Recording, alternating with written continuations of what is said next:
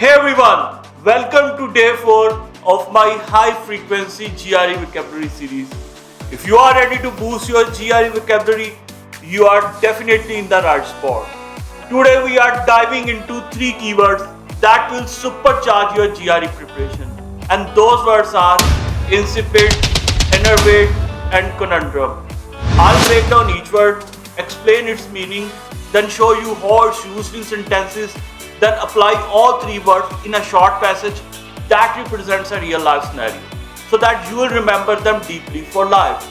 So stay with me until the end to fully master these words. Ready to get started? Let's jump into our first word, and that is conundrum.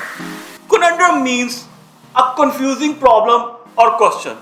For instance, choosing between 2 job offers is a conundrum for me, or deciding what to eat for the dinner is a conundrum for me. Next word is innervate. Innervate means to make someone feel very tired or weak.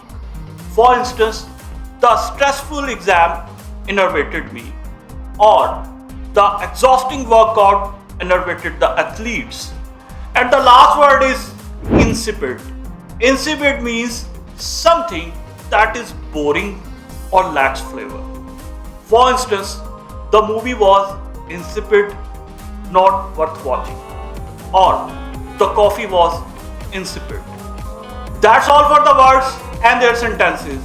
For the short passage, please visit the link in the description box where you can download. And that's a wrap for today.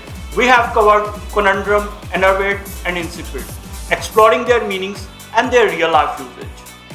I hope these words are now crystal clear to you and ready to use. If you enjoyed the video, don't forget to hit the like button, subscribe for more GRE tips and ring the bell so you never miss any update. Anyway, stay blessed and stay tuned for next video.